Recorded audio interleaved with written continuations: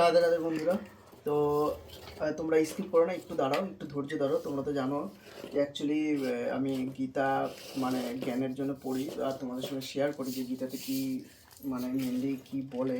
তো অনেকেই তোমরা যদি আমার গীতা পাঠের মানে আমার যে ভিডিওগুলো দিই আমি, তোমরা যদি আমার পর্ব 1 থেকে 6 পর্যন্ত তোমরা যদি মানে আমার ভিডিওগুলো দেখো, তাহলে তোমরা জানতে পারবে যে গীতাতে অ্যাকচুয়ালি কী বলে, কী শিখতে পারি আমরা গীতা দিয়ে। তো অ্যাকচুয়ালি আমি কিন্তু গীতা পাঠ করি না, গীতা আমি জ্ঞানের জন্য পড়ি। গীতা পাঠটা কিন্তু প্রসেসটা আবার আলাদা। তাই তোমাদের কাছে অনুরোধ করবো, স্কিপ করো না, চলে যেও না, জাস্ট আজকে শোনো। আমি অনেক দিন পরে আবার একটা ভিডিও নিয়ে আসছি। আমি পর্ব 6 পর্যন্ত আমি দিয়ে দিয়েছি আগে। তো তোমরা আগে আমার ভিডিওগুলো আমার চ্যানেলে গিয়ে দেখতে পারো। তো এখন হচ্ছে আমি পর্ব 7টা আমি তোমাদের কাছে এবার আমি তোমার কাছে নিয়ে আসতে চলেছি, পর্ব 7। এবার কথা হচ্ছে আমি গীতা দিয়ে মেনলি কী শিখলাম, কী জানতে পারি, মানে আমাদের কি এই গীতার জ্ঞানটা নিলে তোমার জীবনে অনেক কিছু চেঞ্জেস আসবে, যেমন আমার জীবনে এসছে। অনেক কিছু জানতে পারবে। আর গীতার মধ্যে তোমরা তো জানো সমস্ত কিছুর মানুষের জীবনে যত ধরনের সমস্যা সলিউশন কিন্তু গীতাতে আছে। শুধুমাত্র কি শ্রীকৃষ্ণ আর অর্জুনের কথোপকথনের মধ্যে দিয়ে কিন্তু অর্জুন হচ্ছে সাধারণ মানুষের প্রতিনিধি, আমাদের প্রতিনিধি। অর্জুন হচ্ছে মানুষের জীবনে কত ধরনের কষ্ট সেইগুলো প্রভুর কাছে তুলে ধরেছে। তার বিপরীতে প্রভু তার সলিউশন কী ছিল সেইগুলোই কিন্তু প্রভু অর্জুনকে দিয়েছে, সেইটাই কিন্তু মানুষের জীবনের সলিউশন। অর্জুন হচ্ছে আমাদের মানুষের প্রতিনিধি, সাধারণ মানুষের প্রতিনিধি, মানে আমাদের মানুষের হয়ে প্রভুর কাছে গেছিলো। আর প্রভু সেই সলিউশনগুলো মানে প্রবলেমগুলোর সলিউশন কিন্তু প্রভু যে বলেছিল সেইগুলো কিন্তু গীতাতে আছে। তাই সেই জন্যই বলে, তোমরা আরও ভিডিও দেখবে, বলে যে গীতার মধ্যে কিন্তু তোমার জীবনের সমস্ত ধরনের সলিউশন কিন্তু এখানে আছে। তো আমার আগের ভিডিওতে তোমাদের কাছে আমি জানিয়েছিলাম যে প্রভুকে কি প্রাপ্ত করা যায় না যায় না। হ্যাঁ, প্রভুকে প্রাপ্ত করা যায়। সেখানে প্রভু কিন্তু বলেছিল যে প্রভু বলেছে যে তুমি যদি সর্বদা আমার স্মরণ করো, আমার ভক্ত হও, আমার পূজা করো, তা আমাকে নমস্কার করো, তাহলে তুমি আমাকে অবশ্যই প্রাপ্ত হবে। এই বিষয়ে আমি তোমার কাছে সত্যই প্রতিজ্ঞা করছি। মানে প্রভু নিজে প্রতিজ্ঞাবদ্ধ হচ্ছে তো আমাদের কাছে যে যে মানুষ যে প্রভুর সেবা করবে, প্রভুর পুজো করবে, তার কাছে প্রভু কিন্তু প্রতিজ্ঞাবদ্ধ, সে কিন্তু অবশ্যই প্রভুকে প্রাপ্ত করবে। আচ্ছা, এবার অনেক মানুষ বলে, কিছু মানুষ আছে আমার হিন্দুদের মধ্যে, ওরাই বলে যে তাহলে কি আমরা কি কাজকর্ম ছেড়ে দিয়ে কি প্রভুকে সারাদিন কি প্রভুর সেবাতেই লাগবো? না, একদমই না। ওইটাই আজকে আমরা জানবো যে প্রভুকে পাওয়ার সহজ উপায়টা কি, সেইটাই আজকে আমি জানবো। হয় যেমন আমি দেখো এখানে গীতা পাঠ আমি লেখাপড়া জানি, তাই আমি গীতাটা পাঠ করতে পারি। ঠিক আছে, গীতাটা আমি যেহেতু আমি জানি লেখাপড়া, তাই আমি গীতাটা পাঠ করতে পারি। অনেকে গীতা পড়া হয়তো সে এডুকেটেড নয়, সে জানে না কিভাবে পাঠ করতে হয়, তাই সে হয়তো পড়তেও পারবে না। তাহলে তাহলে যদি সে গীতা না পাঠ করে, তাহলে তাহলে আর কি উপায় আছে? যেমন পুজো বলে যে পূজা করো, আমায় স্মরণ করো, তবে তুমি আমার প্রাপ্ত হবে। আরও একটা সহজ উপায় আছে, সেটি আমরা এখানে আলোচনা করব। বলছে যে প্রভু বলছে যে আমাকে তুমি সর্বদা কিন্তু আমার পূজা করো, আমাকে নমস্কার করো, আমাকে স্মরণ করো, তাহলে তুমি আমার প্রাপ্ত হবে। এবার বলছে যে কিভাবে স্মরণ করবে। এবার সারাদিন তো আমরা সাধারণ, যেহেতু আমরা মানুষ, আমরা আমাদের নিজস্ব মানে সামাজিক আমাদের পরিবার আছে, এই সমাজে চলতে আমরা কাজবাজ করতে হয়। তো এই যে কাজবাজের মধ্যে আমরা প্রভুকে কিভাবে স্মরণ করব, কাজ করছি তার মধ্যে প্রভুকে স্মরণ করতে হবে। তারও একটা সহজ পদ্ধতি কি, যেমন প্রভুকে তার আগে শ্রী চৈতন্য মহাপ্রভু বলে গেছিল যে কীর্তনীয় সদাহরি, মানে ভগবানের নাম কীর্তনের অভ্যাস করা উচিত আমাদের। প্রভুর নাম কীর্তনের করার মধ্যে দিয়েও কিন্তু আমরা প্রভুর প্রাপ্তি হয়। প্রভুর নাম কীর্তন কিন্তু করা উচিত। আর একটা হচ্ছে কি, বলছে কীভাবে তাহলে প্রভুকে সর্বদা স্মরণ করব। বলছে যে আমরা যেমন ধরো কোনো মানুষ যদি কোনো পর স্ত্রীর উপরে যদি আকর্ষিত হয়, বা কোনো স্ত্রী যদি পরপুরুষের উপর আকর্ষিত হয়, তাহলে কি তার মাথার মধ্যে সর্বদা একটা চিন্তন থাকে, সেই পরপুরুষ বা পর স্ত্রীর জন্য সর্বদাই মনের মধ্যে একটা চিন্তন থাকে যে আমি কখন তার সঙ্গে দেখা করব, মিলিত হব, এই কারণে কিন্তু চিন্তন থাকে। প্রভু বলছে ঠিক তুমি আমাকে সেই প্রেমিকের মতনই দেখো, তুমি আমাকে সেইভাবেই দেখো, তুমি আমাকে সেইভাবেই স্মরণ করো। সারা দিনের ব্যস্ততার মধ্যে তুমি আমাকে এই একটা, যেমন পর প্রেমিকের সঙ্গে যখন তোমার একটা একটা আলাদা ভাব, মানে তার সঙ্গে মিলিত হওয়ার যে তোমার আপ্রাণ একটা মানে কষ্ট, যে আমি তার সঙ্গে কখন দেখা করবো, তার সঙ্গে কখন মানে দেখা করবো, মিলিত হব তার সঙ্গে, এই যে একটা আকর্ষণ টান, ঠিক সেইভাবেই তুমি প্রভুকে কিন্তু দিনের মধ্যে স্মরণ করো যে না আমি কখন প্রভুর সঙ্গে দেখা করবো, স্মরণ করবো, মানে প্রভুর সঙ্গে কখন মিলিত হবো, এইভাবেই একটা মানে চিন্তনে তুমি তার প্রভুকে নিয়ে চলে আসো। সারা দিনের কার্যকল্পের মধ্যে তুমি কিন্তু প্রভুকে নিয়ে চলে আসো। তো সেটাই বলছে যে তুমি যেমন পর স্ত্রীর উপর যেমন কোনো পরপুরুষের ওপর যদি কেমন কেউ আকর্ষিত হয়, তারা যেমন সর্বদা তার চিন্তনে চিন্তনে মানে নিযুক্ত থাকে, সবসময় যেন তার চিন্তন করতে থাকে কখন তার সঙ্গে মিলিত হবে। সেটা এখানে বলছে যে আমাদের সর্বক্ষণ পরম প্রেমিক ভগবান শ্রীকৃষ্ণের ভাবনায় মগ্ন থাকতে হবে এবং একই সময়ে সুষ্ঠুভাবে আমাদের সমস্ত জাগতিক কর্তব্যকর্ম সমূহ সম্পাদন করতে হবে। যেমন কি যদি আমরা পরপুরুষের সঙ্গে বা কারোর প্রতি মন চলে যায়, আমরা কী করি, আমাদের কাজগুলো কিন্তু আমরা ঠিক করে নিই, যাতে কি আমার আমার বউ যদি আমার বুঝতে না পারে যে আমি অন্য কাউকে ভালোবাসি, সে যেন বুঝতে না পারে, বা আমার স্ত্রী যদি কারো থাকে সে যেন বুঝতে না পারে যে আমার আমার স্বামী এটা বুঝে যাচ্ছে, মানে সে কাজও করছে কিন্তু আবার কিন্তু তার মনে মনে সেই পর স্ত্রী বা পরপুরুষের উপর তার টানটা থাকছে। ঠিক শ্রীকৃষ্ণই সেরকম, তুমি সারাদিনে তুমি তোমার কাজটা করবে, সেই কাজগুলোর সঙ্গে কর্তব্য কর্ম সমূহ সম্পাদন করার সঙ্গে সঙ্গে কিন্তু শ্রীকৃষ্ণের চিন্তনটাও করবে। আচ্ছা, এরপরেও আরও একটা জিনিস যে এখানে শ্রীকৃষ্ণ বলে গেছিল, যেখানে অর্জুনকে যখন শ্রীকৃষ্ণ বলছিল তখন এই কথোপকথনের মধ্যে প্রভু এই গীতাতে 18টা যোগ বলে দিয়েছে, যেই যোগগুলোর মাধ্যমে কিন্তু আমরা প্রভুকে পেতে পারি। এবার বলছে যে যেমন যেমন আমি বলি, যেমন অর্জুন ছিল কিন্তু শ্রীকৃষ্ণের নিত্য সঙ্গী, মানে অর্জুন ছিল কিন্তু শ্রীকৃষ্ণের নিত্য সঙ্গী। কারণ কি, শ্রীকৃষ্ণ অর্জুন কিন্তু সর্বদাই শ্রীকৃষ্ণ মহাপ্রভুর চিন্তায় কিন্তু মগ্ন ছিল, তাই কিন্তু অর্জুন ছিল প্রভুর কিন্তু খুব কাছের প্রিয় বন্ধু ছিল একজন। আর আর প্রভু কিন্তু শ্রীকৃষ্ণের বন্ধুও ছিল, ইভেন একজন গার্জিয়ান ছিল, সিনিয়র গার্জিয়ানও ছিল। এবার দেখো, অর্জুন কিন্তু ক্ষত্রিয় বংশ ছিল, সেই জন্য কিন্তু শ্রীকৃষ্ণ কোনো সময় বলেনি যে তুমি অর্জুন তুমি সমস্ত কাজ ছেড়ে দাও, দিয়ে তুমি শুধু আমায় স্মরণ করো। শ্রীকৃষ্ণ কিন্তু এইটাও বলেনি। শ্রীকৃষ্ণ প্রভু বলেছিল যে তুমি যুদ্ধ করো, তুমি ক্ষত্রিয়, তুমি মানে রাজার বংশের ছেলে, তোমাকে যুদ্ধ করতেই হবে, তুমি যুদ্ধ করো, যুদ্ধ করার সময় আমায় স্মরণ করো, তাহলে কী হবে, তুমি যখন পরলোক গমন করবে তখন কিন্তু তুমি আমায় স্মরণ করতে পারবে। আমি আগেও বলেছিলাম, যদি আমরা আমাদের অভ্যাসের মধ্যে শ্রীকৃষ্ণকে স্মরণ করার অভ্যাসটা না করতে পারি, তাহলে কিন্তু আমরা মৃত্যুকালে কিন্তু শ্রীকৃষ্ণকে স্মরণ করতে পারবো না। তার মানে কি, আমাদের কাজগুলো তো ডেইলি কাজগুলো যেগুলো থাকে সেই কাজগুলো তো আমাকে সম্পাদন করতেই হবে। তো ডেইলি কাজগুলো আমাকে সম্পাদন করতে হবে, ডেইলি কাজ আমার যেগুলো থাকে সেগুলো করবো, সেই কাজ করতে করতে কিন্তু আমি প্রভুর স্মরণ করবো, তবেই কিন্তু আমি আমার পরলোক গমনে যখন মৃত্যুর সময়তে কিন্তু আমি প্রভুর নামটা নিতে পারবো। আমি যদি সারা জীবনে প্রভুর নাম না নিই, শুধু মরার সময় যদি মনে করি যে কৃষ্ণ প্রভুর নাম নেবো, কিন্তু এটা কিন্তু পসিবল হবে না, তাই প্রভুর নাম নিতে পারবে না। তো শ্রীকৃষ্ণের অর্জুন ছিল কিন্তু শ্রীকৃষ্ণের পরম ভক্ত, ঠিক আছে, পরম বন্ধু। তো শ্রীকৃষ্ণ তাকে যুদ্ধ করা থেকে কখনো বিরত হতে বা বনে গিয়ে ধ্যান করার কোনো কিছু উপদেশ দেননি। যোগ সম্বন্ধে যখন ভগবান শ্রীকৃষ্ণ বিশদে ব্যাখ্যা করেন, অর্জুনকে শোনান, মানে এই যে যোগ 18টা যোগ আছে, যখন আরও যোগ ভিতরে গিয়ে শ্রীকৃষ্ণ যখন আরও অর্জুনকে বোঝায়, তখন অর্জুন কিন্তু তখন অনুশীলন করে এবং তার পক্ষে সম্ভব নয় বলে অর্জুন প্রভুকে জানান। মানে এই যে 18টা যোগ হয়তো পসিবল না হয়, তখন অর্জুন বলেছিল যে আমার দ্বারা সম্ভব নয়, আমার দ্বারা এগুলো সম্ভব নয় প্রভু, আমার মন খুব চঞ্চল। বলেছিল যোহং যোগস্তয়া প্রোক্ত সাম্যেন মধুসূদন এতসাহং ন পশ্যামি চঞ্চলত্তৎ স্থিতিং স্থিরাম। তো অর্জুন বলছে যে হে মধুসূদন, যোগ সম্বন্ধে তুমি আমাকে যা বললে তা আমার অনুশীলন করা আমার পক্ষে অসম্ভব ও অসহনীয়, কারণ আমার মন অত্যন্ত চঞ্চল ও অস্থির। তো আমরা বন্ধুরা জানি যে আমাদের মন খুব অস্থির, আমাদের মন খুব চঞ্চল, কারণ কি মন কিন্তু মনকে কন্ট্রোল করা কিন্তু বুদ্ধি, আর আমাদের মন কিন্তু খুবই চঞ্চল।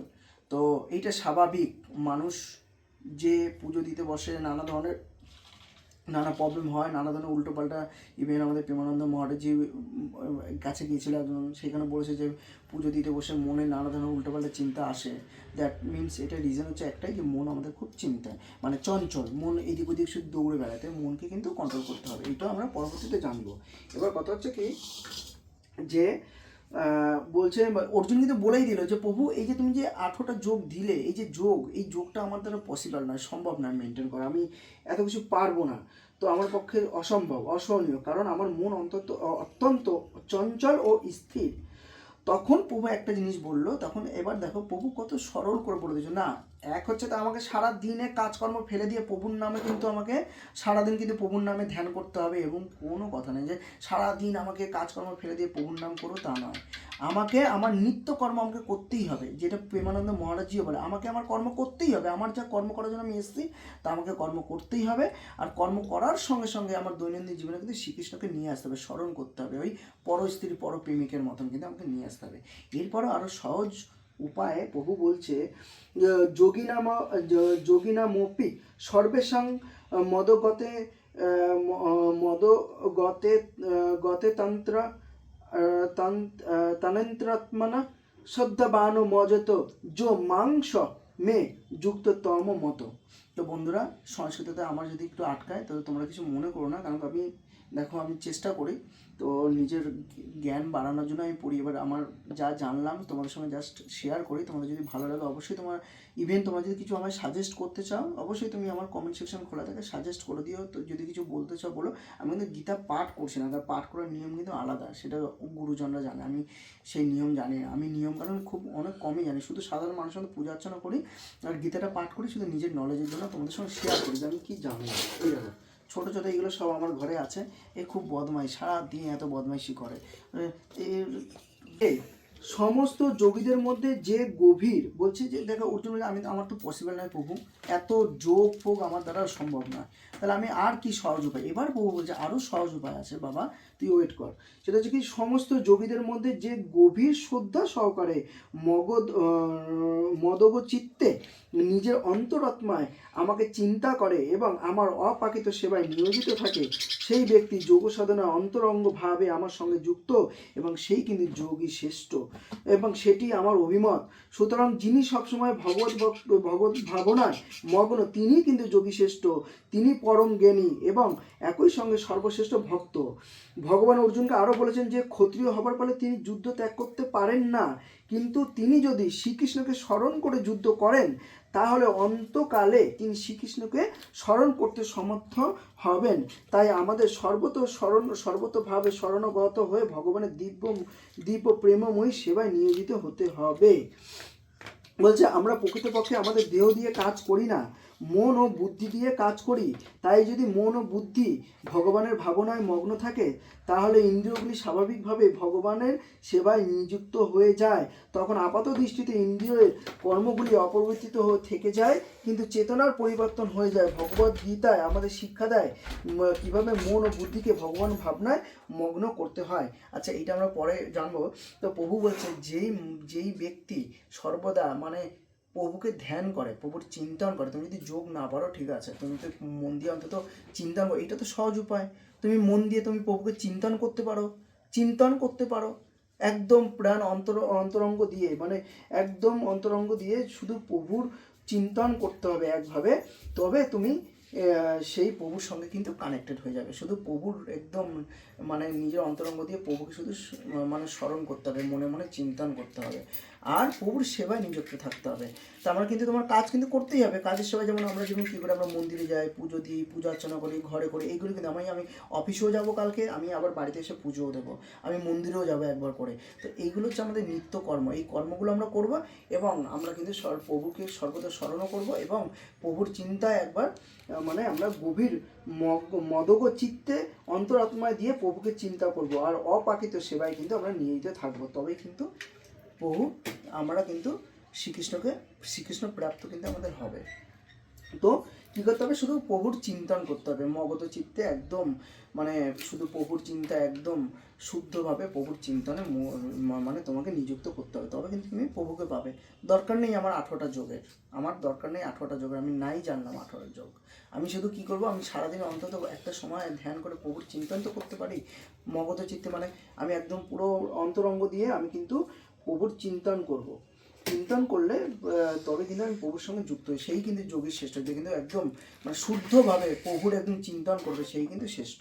আচ্ছা, দ্বিতীয় হচ্ছে কি, যে আরেকটা কৌশল আছে এখানে, বলছে এভাবে সর্বতোভাবে ভগবানের ভাবনায় মগ্ন হবার ফলেই আমরা ভগবানের আলয়ে প্রবেশ করার যোগ্যতা অর্জন করি। মন যদি কৃষ্ণ সেবায় নিযুক্ত হয় তাহলে ইন্দ্রিয়গুলি আপনা থেকেই তার সেবায় নিয়োজিত হয়ে যায়। এটি কৌশল আর এটি ভগবত গীতার রহস্য বটে। শ্রীকৃষ্ণের চিন্তা সর্বতোভাবে আবিষ্ট থাকা। এবার কি হচ্ছে, তোমার মনটাকে কন্ট্রোল করতে হবে। মনটাকে কন্ট্রোল করে তুমি আস্তে আস্তে শুধু শ্রীকৃষ্ণের মন দিয়ে যে চিন্তন করবে, তো সে আস্তে আস্তে মনটাকে দিয়ে তুমি কন্ট্রোল করে শ্রীকৃষ্ণের চিন্তাটা একদম নির্ভাবনায় তুমি শ্রীকৃষ্ণর একদম শুদ্ধভাবে শ্রীকৃষ্ণের চিন্তন করবে।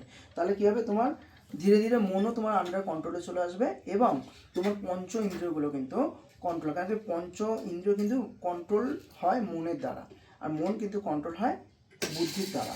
তো তো পঞ্চ ইন্দ্রিয়গুলো কিন্তু যদি তোমার মন কন্ট্রোলে চলে আসে তাহলে তোমার কিন্তু পঞ্চ ইন্দ্রিয় ধীরে ধীরে আন্ডার কন্ট্রোলে চলে আসবে। তখন কিন্তু তুমি মনকে প্রভুর সেবাতে লাগাবে, তখন তোমার বাকি পঞ্চ ইন্দ্রিয় কন্ট্রোলে চলে যায়। প্রভু আরেকটা বলেছে যে যে আর একটা সহজ উপায় বলছে, সহজ বলছে শোভনং কীর্তনং বিষ্ণু শরণং পাদ সেবনম অর্চনং বন্দনং দাস্যং সক্ষমাত্য নিবেদনম। বলছে আরেকটা হচ্ছে কি, যে ভক্তিযোগ সাধনের এই 9টি প্রণালীর মধ্যে সবচেয়ে সহজ প্রণালী আর একটা সহজ, মানে হয়তো আরও যেটা এখানে দেয়া আছে পরবর্তী পার্টের থেকে কিছুটা তোলা আছে, তো 9টা প্রণালী আছে প্রভুকে স্মরণ করা। তার মধ্যে একটা প্রণালী হচ্ছে ভক্তিযোগের, আর ভক্তিযোগ সাধনের আর একটা প্রণালী হচ্ছে, মানে 9টা প্রণালী আছে তার মধ্যে একটা প্রণালী সহজ প্রণালী সব থেকে, সেটা হচ্ছে শোভনং কীর্তনং। মানে শোভনং বা তত্ত্বজ্ঞ পুরুষের কাছ থেকে ভগবত গীতা শোভন করা, এর ফলে মন ভগবতমুখী হয়ে উঠবে, তখন পরমেশ্বর ভগবানের স্মরণ হবে। এই জড়দেহ ত্যাগপূর্বক ভগবানের স্বরচার্য লাভের উপযুক্ত চিন্ময় দেহপ্রাপ্ত হতে আমরা সক্ষম হব। তার মানে এবার হচ্ছে কি একটা আরেকটা কি, মানে এই যে একটা জানলাম, একটা হচ্ছে তুমি সারা দিনে এক হচ্ছে প্রথমত তোমাকে সারা দিনে তোমার ওই স্ত্রীর প্রেমিকের মতন প্রভুকে তোমার কর্মত জীবনের মধ্যে কিন্তু প্রভুকে স্মরণ করতেই হবে। যদি তুমি এটা অভ্যাসের মধ্যে না নিয়ে আসো তাহলে মৃত্যুর সময় তো কিন্তু তোমার প্রভুর অভ্যাসেও আনতে প্রভুর নাম স্মরণ করতে পারবে না। এইটুকু তো করাই যায়, সারাদিনে করা প্রভুর চিন্তন করা।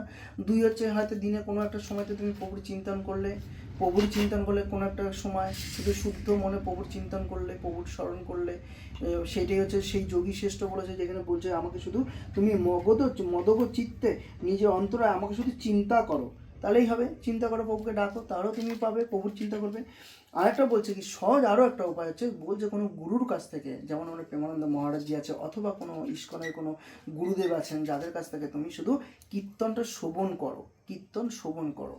যদি শুধু কীর্তনটা শোনো, শুধু শোনার মধ্যে হয়তো তো কোনো একটা গুরুদেবের কাছ থেকে, আমরা যেমন প্রেমানন্দ মহারাজজির কাছ থেকে শুনি, যেমন আমরা যেমন প্রেমানন্দ মহারাজজি নিজেও বলে যে তুমি ইউটিউবেও দেখো অথবা কোনো ইস্কনে গেলে, কোনো মন্দিরে গেলে যেখানে গুরুদেব যারা ভগবত পাঠ করে তাদের কাছ থেকে তুমি প্রভুর সমস্ত কিছু জ্ঞান সম্বন্ধে কথোপকথন শোনো, অথবা তুমি কোনো মানে ইস্কনে যাও, মানে প্রভুর কীর্তন শোনো, কীর্তন গাও।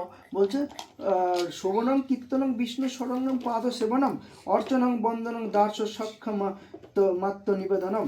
মানে প্রভুর কিন্তু আর একটা সব থেকে সহজ প্রণালী হচ্ছে শোভন করা।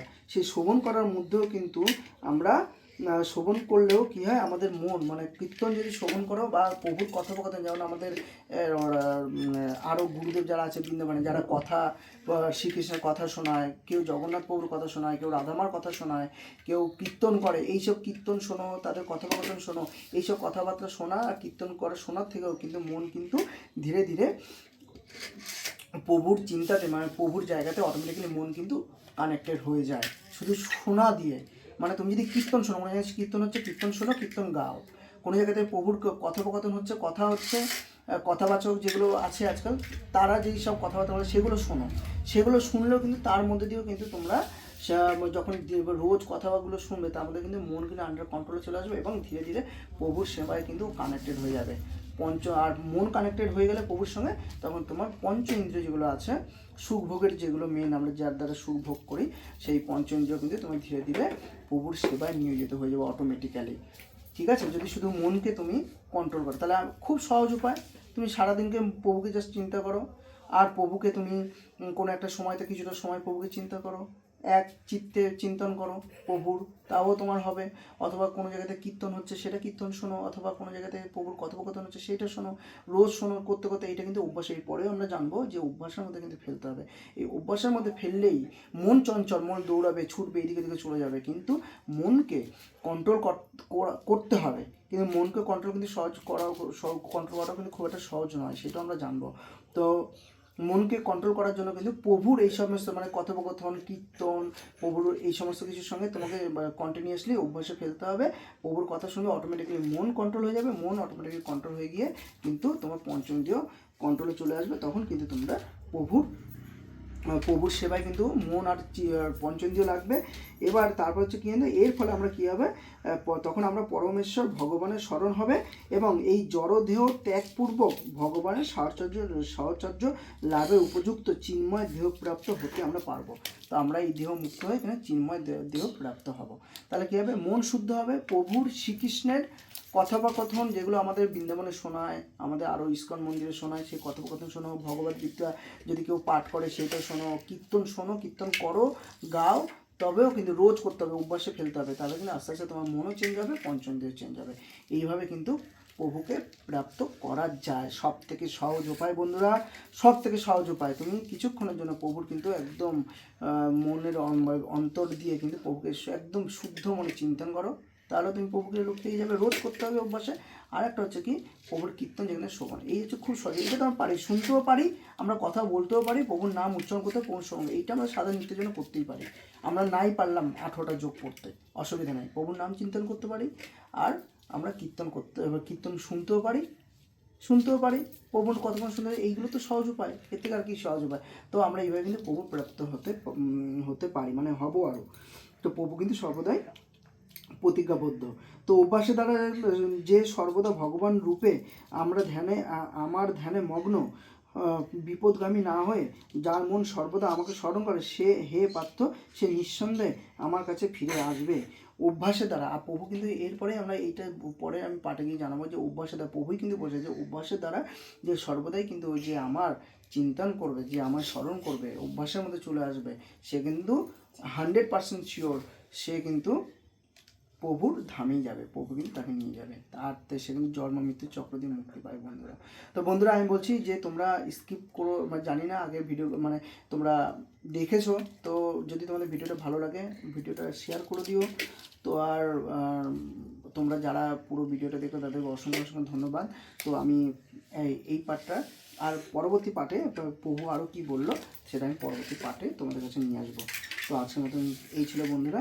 তো রাধে রাধে। তোমার যদি ভালো লাগে অবশ্যই রাধামার অন্তত রাধা কৃষ্ণ একটা ছোট্ট ওয়ার্ড তোমরা কিন্তু কমেন্ট সেকশনে লিখে দিও বন্ধুরা। আশা করি তোমরা যারা দেখলে তোমাদের সবার জন্য মঙ্গল হবে। তো জয় রাধা, জয় শ্রী হরে কৃষ্ণ।